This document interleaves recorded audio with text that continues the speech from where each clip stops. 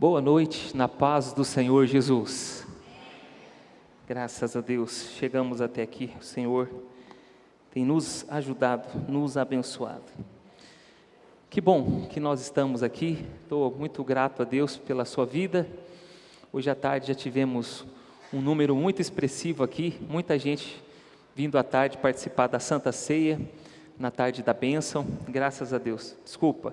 No culto da terceira idade, hoje à tarde, no domingo, que também é uma tarde de bênção, graças a Deus. Estou feliz de ver o pastor Paulo aqui nos visitando esta noite, o Thomas já foi para a sala, para o culto infantil, e a esposa Nath, a esposa Nath, sejam muito bem-vindos, uma alegria tê-los conosco aqui, tá bom? Daqui a pouco todos os demais visitantes serão apresentados. Evangelho de Marcos, capítulo 1.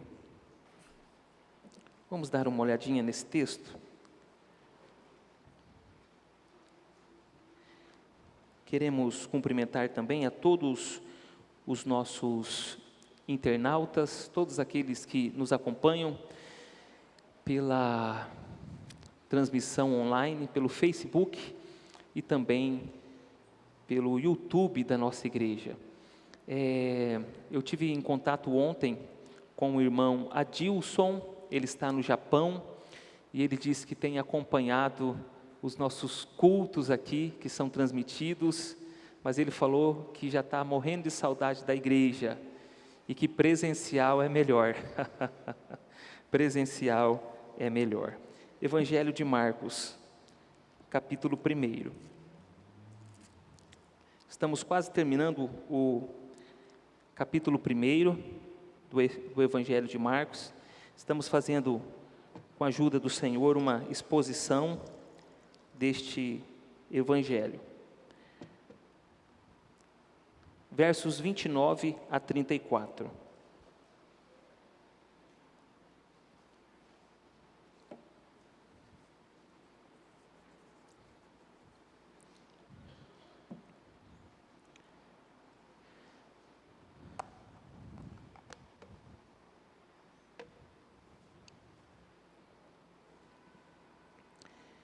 Diz assim a preciosa palavra de Deus: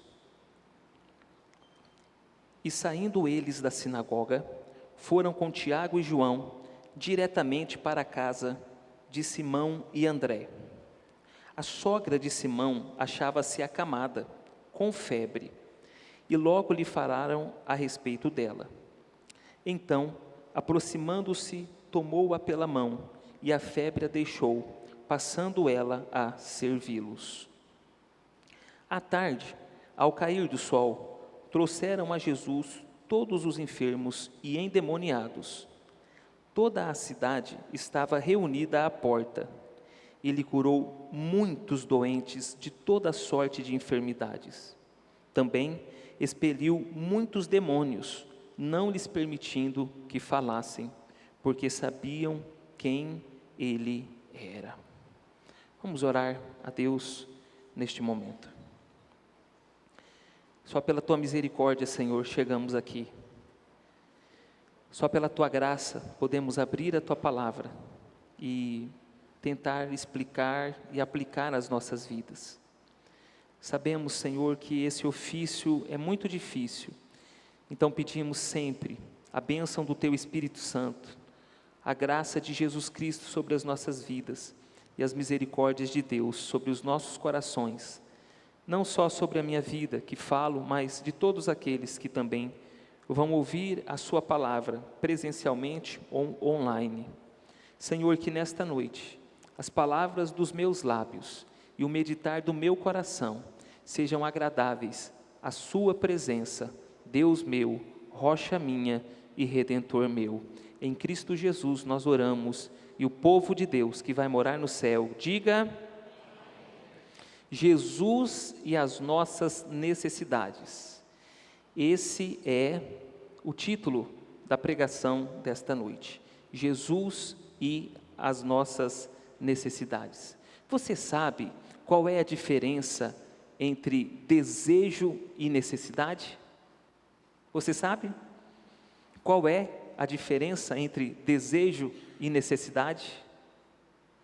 Desejo é aquilo que eu tenho vontade de ter, mas eu não preciso ter. Isso é desejo. Desejo é aquilo que eu tenho vontade de ter, mas eu não preciso ter. Necessidade é aquilo que é indispensável para a minha vida ou para a minha sobrevivência. Uma definição de desejo e de necessidade. Diante dessa definição de desejo e necessidade, eu queria que você, em alto e bom som, respondesse de acordo com a lista que eu fiz aqui. Não importa a sua resposta, se é desejo ou se é necessidade, mas eu queria que você respondesse se esse objeto ou esse item que eu vou mostrar para você agora, se ele é um desejo ou ele é uma necessidade para você. Amém? Amém? Alimentação. Necessidade. Ótimo. iPhone. Desejo. Necessidade para alguns. Saneamento básico. Necessidade. Chocolate.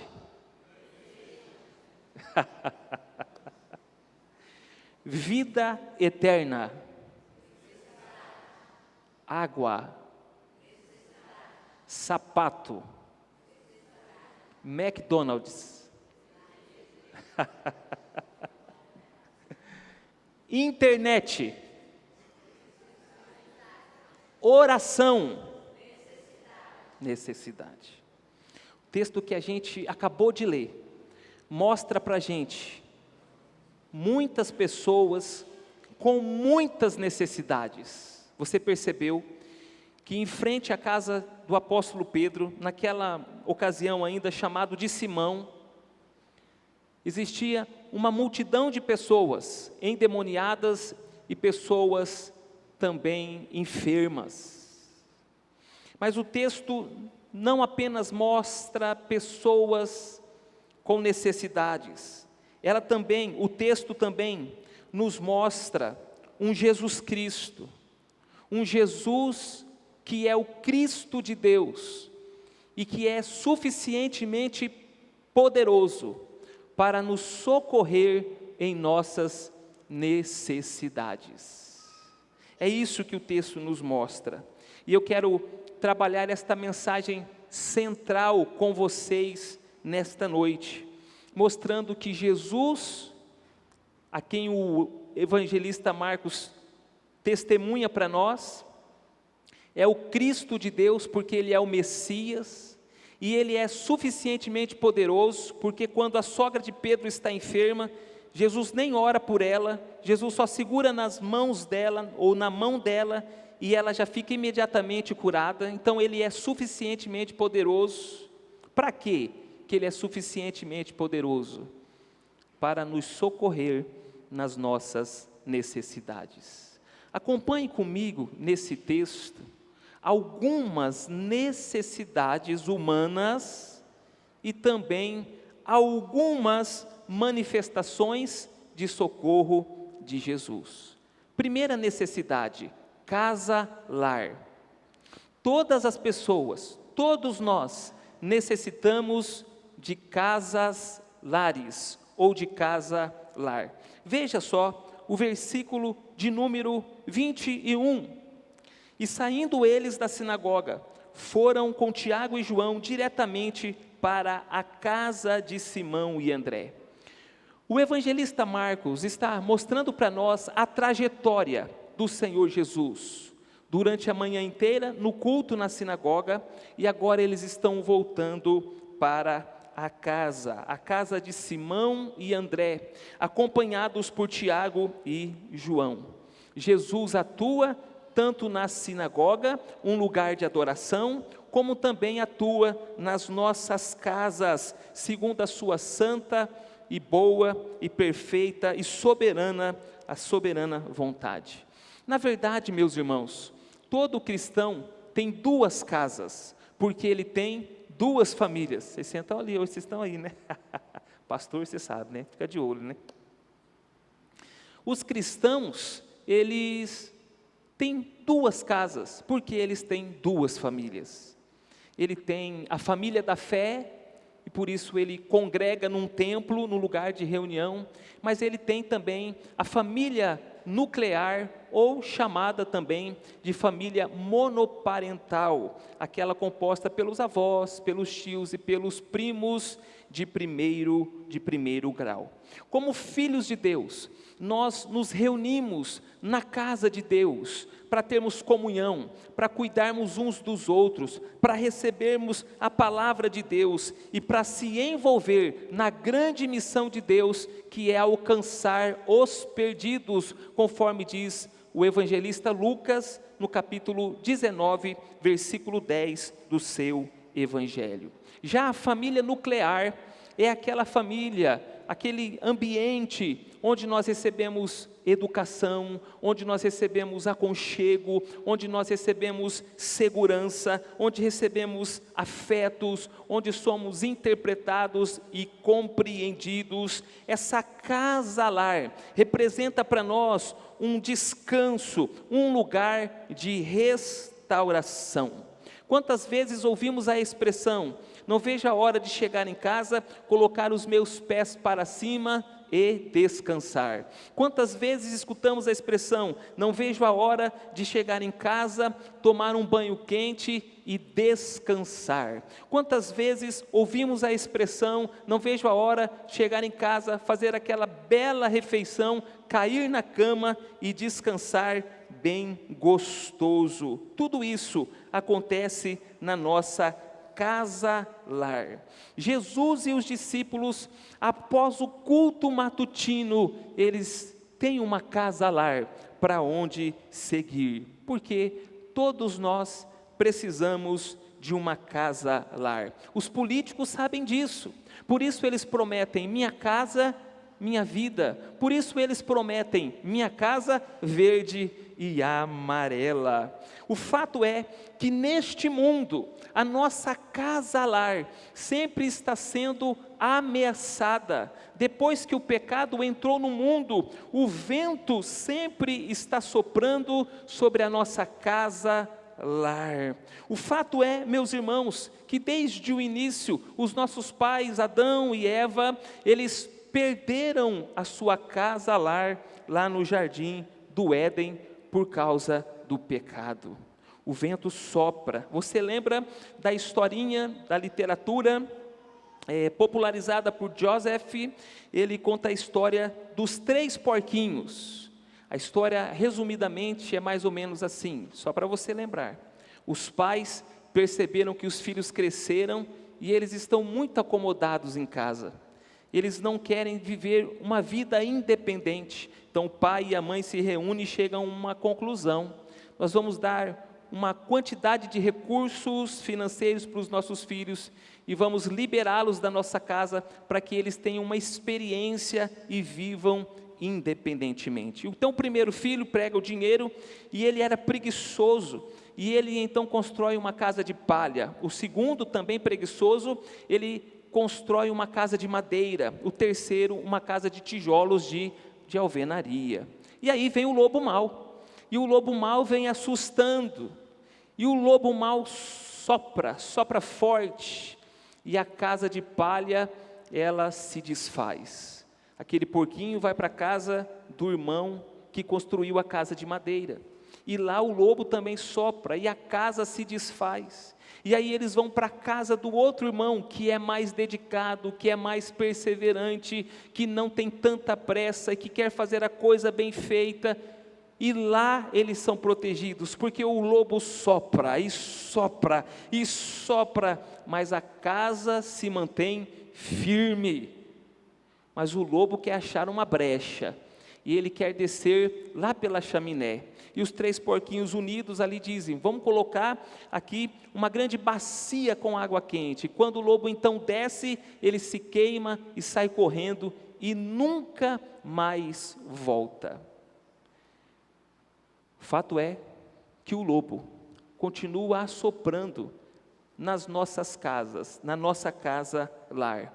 E é por isso que o próprio Senhor Jesus, em Mateus capítulo 7, versículo 24 a 27, ele registrou o seguinte, ou ele contou a seguinte história: todo aquele, pois, que ouve as minhas palavras e as pratica, será comparado a um homem prudente, que edificou a sua casa sobre a rocha, e caiu a chuva, transbordaram os rios, sopraram os ventos, e deram com ímpeto contra aquela casa, que não caiu, porque fora edificada sobre a rocha. Verso 26 diz: e todo aquele que ouve as minhas palavras, mas não as pratica, ele é considerado um homem insensato, que edificou a sua casa na areia. Então, caiu a chuva, transbordaram os rios, sopraram os ventos, e deram com ímpeto contra aquela casa, e ela desabou, sendo grande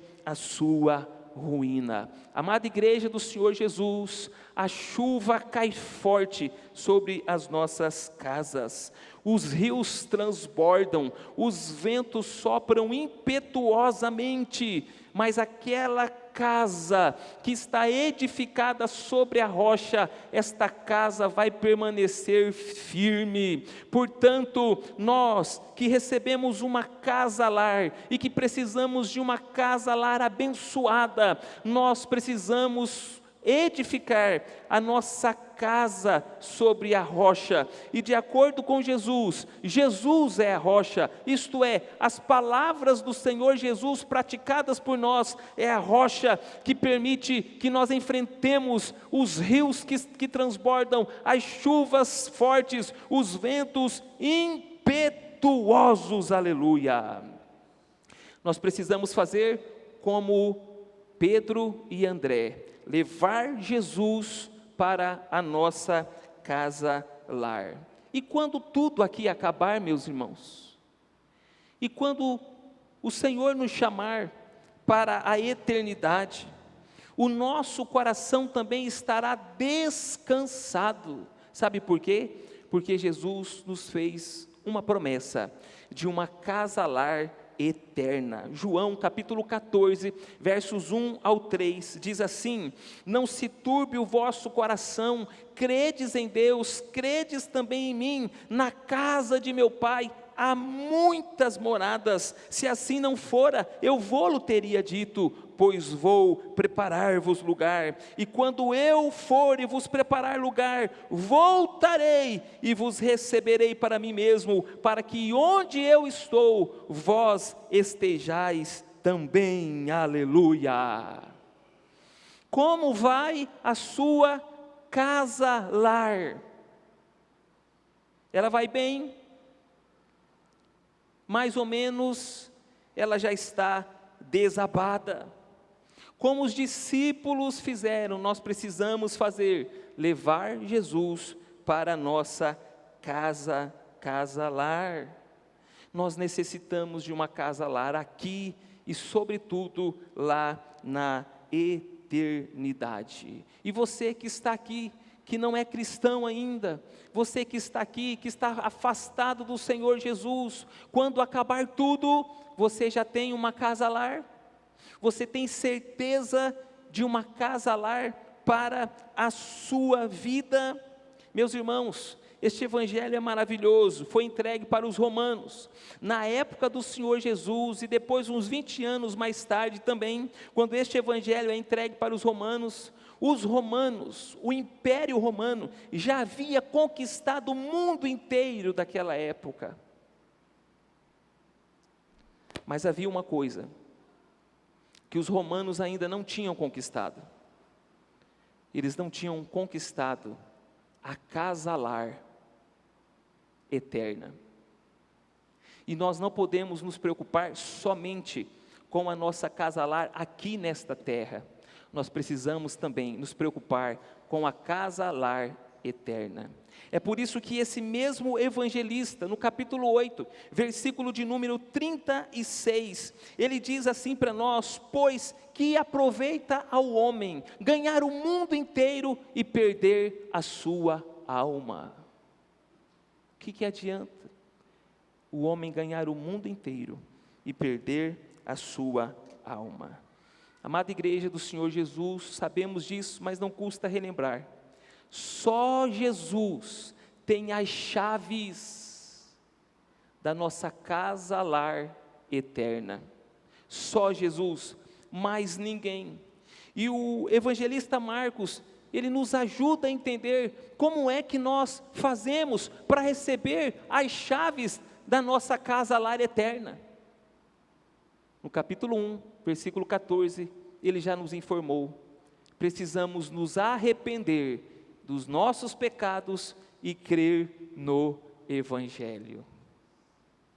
É assim que a gente recebe a nossa casa lar, se arrependendo e crendo no Evangelho de Jesus Cristo. Nós estamos olhando para esse texto, né? E nós estamos percebendo que Jesus, Ele é o Cristo de Deus, suficientemente poderoso para nos ajudar, para nos socorrer nas nossas necessidades. Olhando para o texto, a gente percebe as necessidades humanas, mas também a gente percebe a manifestação do socorro de Jesus. E a primeira necessidade humana que aparece no texto é que todos nós precisamos de uma casa-lar. Não adianta ter uma casa e não ter um lar. E também não adianta ter um lar e não ter uma casa. A gente precisa das duas coisas. Mas em segundo lugar, uma outra necessidade que aparece aqui no texto é a saúde. Todos nós necessitamos de saúde. No versículo de número 30 do texto lido, se você estiver com a Bíblia aberta, por favor, acompanhem. Está dizendo que a sogra de Simão achava-se acamada e com febre. A necessidade agora que aparece no texto, a área de preocupação é a saúde. A sogra de Pedro estava acamada. Meus irmãos, Deus não fez as pessoas para ficarem acamadas. Deus fez as pessoas para que elas exerçam a sua força dinâmica. Por isso, Ezequiel capítulo 2, versículo 1, Deus diz para o profeta: põe-te em pé e eu falarei contigo. A sogra de Pedro estava acamada e febril.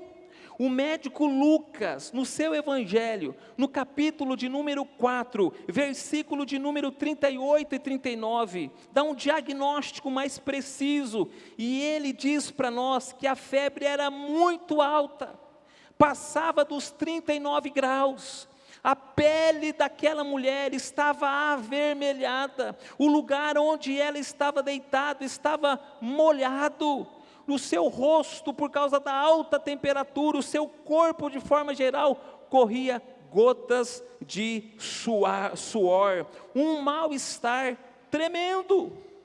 O que é febre?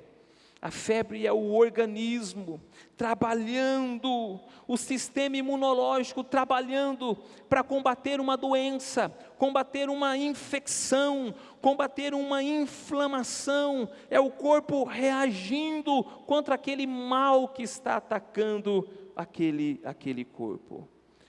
Professor, pastor e comentarista Itamir Neves, comentário que ele escreveu sobre Marcos, ele diz que a cura que Jesus faz aqui na sogra de Pedro é para mostrar que ele se importa com a necessidade alheia. Marcos registra, irmãos, isso aqui é espetacular, que Jesus nem orou, Jesus só tocou na mão dela, segurou a mão dela, e ela então imediatamente ficou curada, porque Jesus, Ele é suficientemente poderoso para nos socorrer nas nossas necessidades. Aquele que é o dono de toda a vitalidade, aquele que é o dono da vida, Ele pode nos dar saúde para a honra e glória do nome dEle.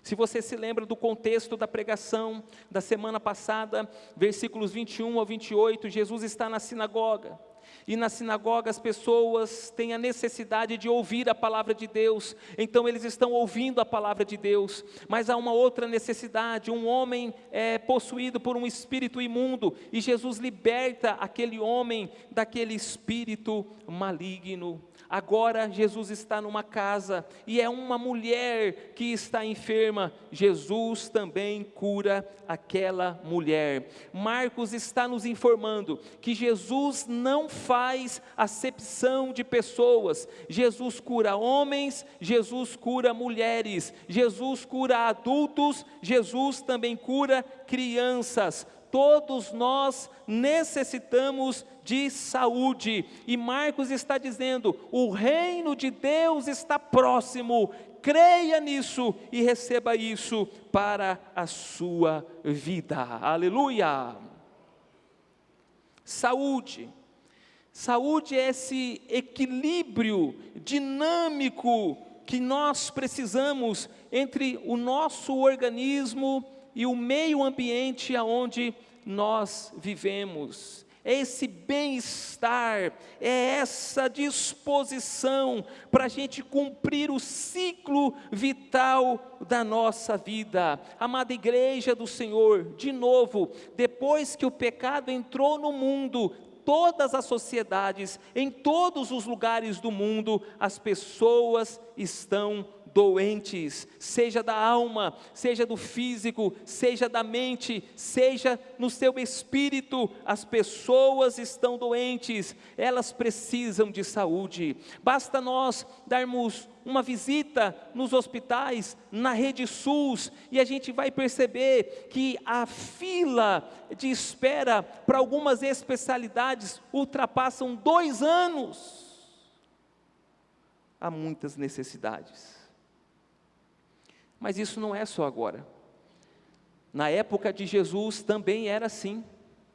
E é por isso que o evangelista Marcos vai mostrar para nós essas necessidades de saúde desproporcionais. E ele vai apontar isso nos versículos 32 a 34. Acompanhe comigo, por favor, na sua Bíblia. O verso 32 começa dizendo, à tarde ao cair do sol. O que significa isso?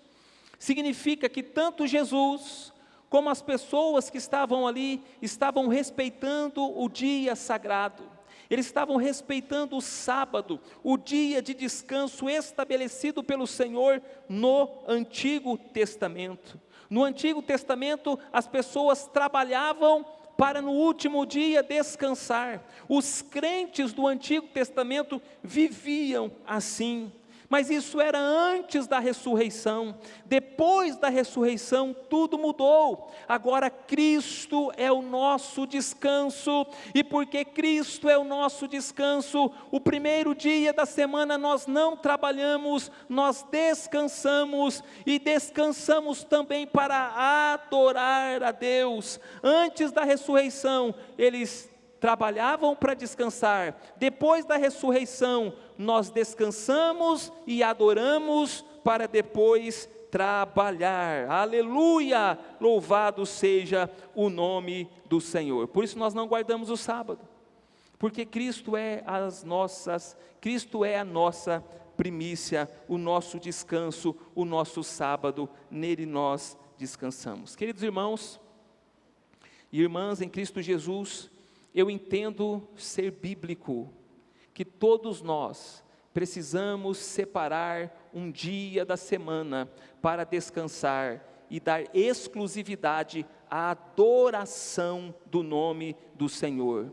Eu entendo, irmãos, que isso é um recurso de Deus para as nossas vidas, para que nós tenhamos saúde física, saúde emocional, saúde espiritual e saúde mental. Aliás, a revista Vida e Saúde deste mês de setembro, ela traz na sua matéria de capa o seguinte tema: a fé como remédio.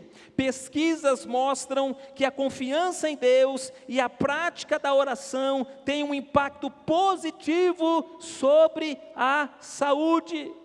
O mundo E alguns comércios, não todos, em nome do desejo de lucro, eles pregam que todos os dias há necessidade de se trabalhar.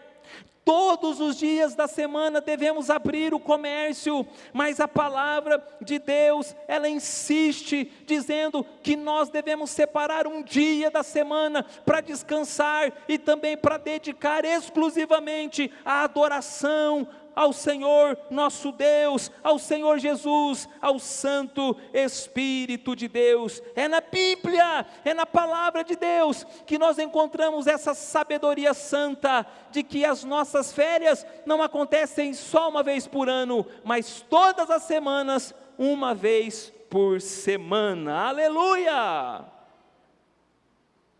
Versículo continua, 32. Trouxeram a Jesus. Como é bom ser levado até Jesus. Como é bom levar outras pessoas também a Jesus. Você lembra? Quem levou você a Jesus? Foi o seu pai? Foi a sua mãe? Foi um amigo? Foi um visitante? Foi o seu irmão de sangue, da família nuclear? Quem te levou a Jesus? E mais, você tem obedecido o mandamento do Senhor Jesus de levar outras pessoas a Ele, o mandamento de Deus de levar outras pessoas ao Senhor Jesus? É uma boa pergunta, é uma boa reflexão para nós nesta noite. O texto continua respondendo que tipo de pessoa ou que tipo de pessoas eram levadas até Jesus. E o texto diz: todos os enfermos e endemoniados. Também informa o versículo que era muita gente. O versículo 33 diz: toda a cidade estava reunida à porta. De onde saiu tanta gente? Você lembra da pregação da semana passada? O culto naquela manhã foi maravilhoso. As pessoas ficaram boquiabertas, elas estavam admiradas, e quando elas saem da sinagoga, diz o versículo 28, que estas pessoas saem falando de Jesus para muita gente. Especificamente o texto diz que a fama de Jesus correu célebre por toda a Galileia, Alta Galileia, Baixa Galileia, todas as direções, norte, sul, leste, oeste. E agora no período da tarde, à porta da casa de Pedro, tem uma multidão de pessoas que será atendida após o pôr do sol. Agora, irmãos, como pastor que procura, que se esforça para ser um mensageiro da verdade de Deus, a gente precisa olhar para o texto, no versículo 34, e perceber uma verdade aqui, que às vezes não é falada. E o versículo 34 diz assim: curou Jesus muitos doentes de toda sorte de enfermidade, também expeliu muitos doentes, muitos demônios. Aqui temos uma informação importante que deve ser entendida. No versículo 33 diz para nós que todas as pessoas enfermas, todas as pessoas endemoniadas estavam lá. Mas no 34 diz que Jesus não curou todas as pessoas, mas Ele curou muitos. Por quê? Porque se Jesus é suficientemente poderoso, por que Ele não cura todas as pessoas? Se Ele é Deus, por que Ele não cura todas as pessoas? Porque todos os milagres que Jesus faz têm um propósito específico. Os milagres de Jesus têm um propósito específico. E aqui no Evangelho de Marcos, Marcos quer nos informar que Jesus não é um mero curandeiro, mas que Jesus, Ele é o Filho de Deus, conforme diz o capítulo 1 e o versículo 1. E Ele quer nos informar que aconteceu algo novo na história. O que é esse algo novo? Deus trouxe a eternidade perfeita por meio do Filho na história dos homens pecadores imperfeitos, e agora isso trouxe um impacto muito grande. O Senhor, Deus, por meio de Jesus, trouxe um pouco do sabor da eternidade, de como será a eternidade, para a realidade da história dos homens neste tempo. E aí então, como o reino de Deus está próximo, a gente já pode desfrutar de algumas bênçãos do reino de Deus, como diz George Led num livro chamado Teologia do Novo Testamento. Então, se o Senhor tiver propósito de curar, Ele vai curar. Se Ele não tiver propósito de curar, de não curar, Ele não vai curar. Mas o fato é que nós, como servos de Deus, nós precisamos continuar confiando em Deus, crendo em Deus, orando a Deus, buscando a presença de Deus e ter convicção de que todas as coisas cooperam para o bem daqueles que amam a Deus. Todas as coisas. Então, abandone essa teologia que ensina que você não recebe o milagre porque você não tem fé. Abandone essa teologia que ensina que você não recebe o milagre porque a sua oração é fraca. Abandone essa teologia que ensina que o seu crédito com Deus é pouco crédito que você tem com Deus. Abandone essa teologia ensinada por aí, que diz que você não recebe o milagre porque Deus não gosta de você. Abandona isso. Nós estamos vivendo o já, mas ainda não. Nós já provamos de alguma coisa da eternidade, mas nós não estamos plenamente redimidos. Nós somos tocados pela redenção do Senhor, mas nós não provamos ainda da plena redenção do Senhor para as nossas vidas. Por isso, C.S. Lewis, ele escreveu a seguinte frase maravilhosa, que ele diz assim: o maior milagre é pedir por milagre, e ao não receber o milagre, continuar crendo e confiando em Deus. Esse é o maior milagre. Você busca o milagre, mas não recebe o milagre, mas você continua crendo no milagre, e mesmo não recebendo o milagre, você não abandona Deus, você não abandona a fé, você não abandona a esperança cristã, você não abandona o Evangelho, você persevera. Esse é o maior milagre. Esse é o maior milagre. Jesus não queria ser reconhecido como um mero curandeiro, como um líder guerreiro, como um falso Messias. Jesus não quer ser reconhecido como um libertador político, não! Ele é Senhor de todas as coisas, Ele é Salvador de todos aqueles que nele creem. E por isso, Ele está ensinando que Ele é o servo sofredor, o que significa que Ele vai apanhar, que Ele vai ser esmurrado, significa que Ele vai ser chicoteado, que Ele vai ser rejeitado, que Ele vai ser humilhado. Ele é o servo sofredor, Ele vai para a cruz, Ele vai entregar a vida dEle lá na cruz do Calvário, mas depois do terceiro dia, Ele vai ressuscitar, não mais como servo sofredor, mas ressuscitará como servo triunfante, Rei dos reis e Senhor dos senhores, para sempre. Aleluia! Louvado seja Deus. Todos necessitamos de saúde, e Jesus é esse Senhor suficientemente poderoso. Ele é o Cristo de Deus, que veio nos dar saúde, porque saúde é vida, mas a vida que Ele veio nos dar, começa aqui, e vai para a eternidade toda. Só Jesus pode nos conceder a vida eterna, louvado seja Deus.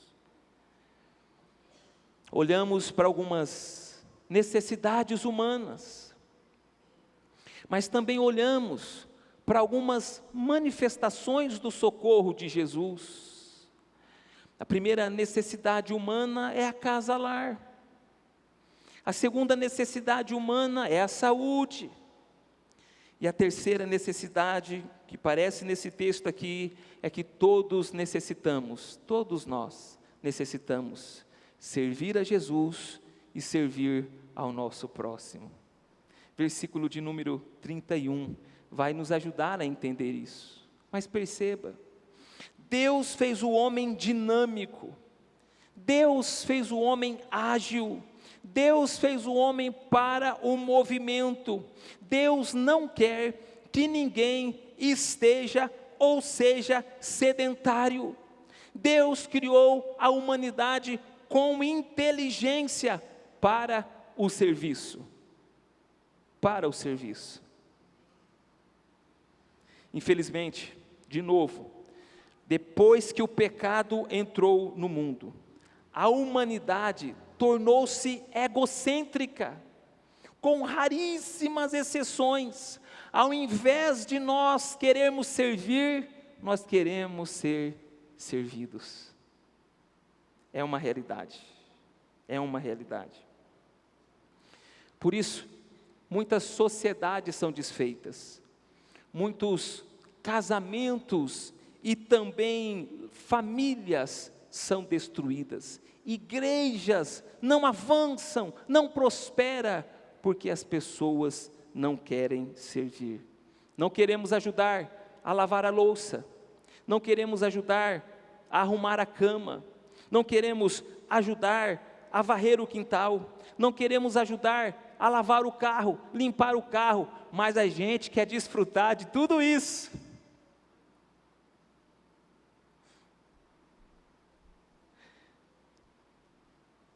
Há um livro muito interessante, que se chama A Sociedade do Cansaço. Um livro interessante, que parece descrever muito bem a nossa circunstância. As pessoas, quer dizer, grande parte das pessoas não tem disposição, irmãos. Não tem disposição. Mas, amada igreja do Senhor Jesus, querido irmão, querida irmã, presta muito atenção nisso que eu vou te dizer.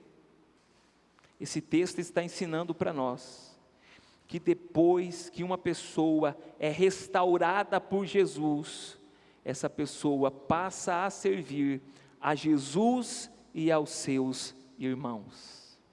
O versículo 30 diz, e logo lhe falaram a respeito dela. Quem que falou a respeito daquela mulher? Foram os discípulos. O que os discípulos estão fazendo? Estão servindo aquela mulher. Aliás, essa é uma das formas maravilhosas de servir a Deus e servir os irmãos. E interceder a Jesus pelas pessoas. É uma maneira de servir. Os discípulos estão servindo aquela mulher, a sogra de Pedro. Você sabe que quando você casa com seu cônjuge, você não casa só com o cônjuge, você casa com a família inteira, você fica comprometido com a família inteira, você tem que cuidar do restante do pessoal, o problema acontece, você vai ser lembrado na hora do problema. Mas qual que é a consequência natural do movimento do texto? O versículo 31 responde e diz assim para nós, então, aproximando-se, tomou-a pela mão e a febre a deixou, e o texto continua dizendo, passando ela a servi-los. Quando Jesus nos restaura, meus irmãos, queremos servir por gratidão. Quando o Senhor Jesus nos restaura, nós queremos servir ao Senhor, mas não só ao Senhor, nós queremos servir também aos nossos irmãos. Aleluia! Dewey, comentarista de Marcos, comentarista bíblico, ele fez o seguinte apontamento, vou ler para vocês. Tendo sido servida, ela, a sogra, o servia. Seu serviço mostra sua gratidão, mas também mostra que ela se tornara discípula de Jesus, pois o serviço é uma característica essencial do discípulo de Jesus. Isso se repete no capítulo 9, versículo 35, e também no capítulo 10, versos 43 ao 45, quando o próprio Jesus diz: eu, o Senhor de tudo, não vim para ser servido, mas eu vim para servir e dar a minha vida em resgate de muitos. É interessante que tanto aqui, no princípio do Evangelho, como lá no final do Evangelho, aparece uma mulher perseverando em servir Jesus e os discípulos. Você pode conferir no capítulo 15, versículo 41 do Evangelho de Marcos. Fizemos recentemente uma estatística na nossa igreja. Quantas pessoas estão comprometidas nos ministérios trabalhando? 28%. Significa que 72% das pessoas não estão comprometidas, não estão envolvidas em nenhuma área da nossa igreja.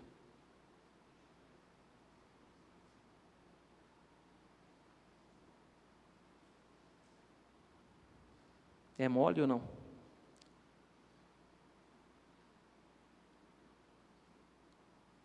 É mole ou não?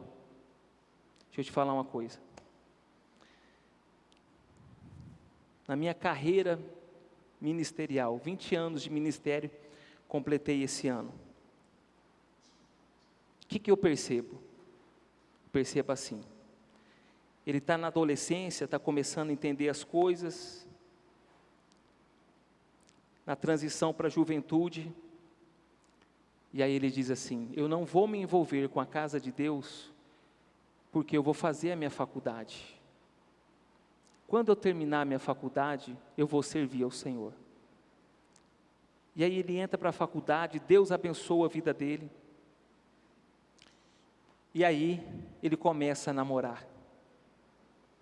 E quando ele começa a namorar, ele diz assim: agora eu não posso me envolver com as coisas de Deus, porque eu preciso me preparar para casar. E quem casa quer casa, diz ele.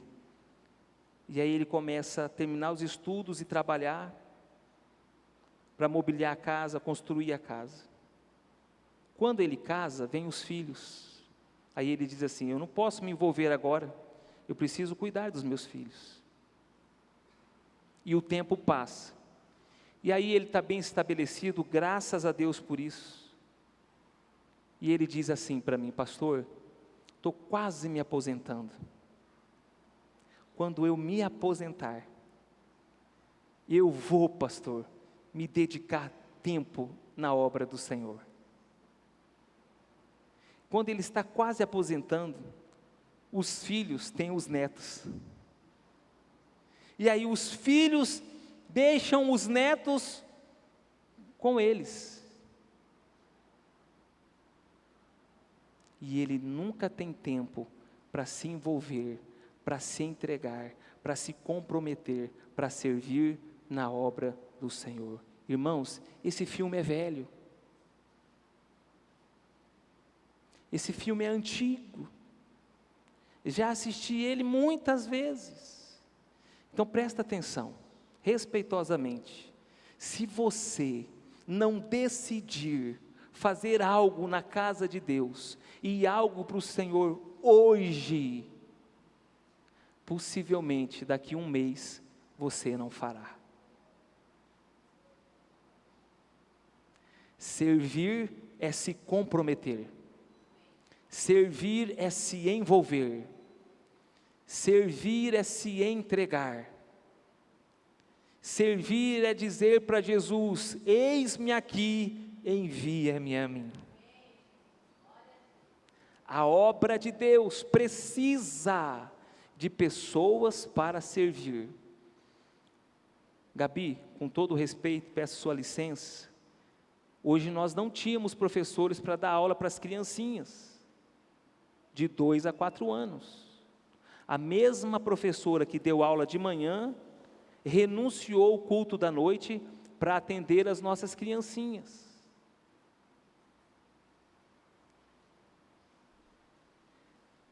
Se nós não nos entregarmos, se nós não nos doarmos, as coisas ficarão complicadas.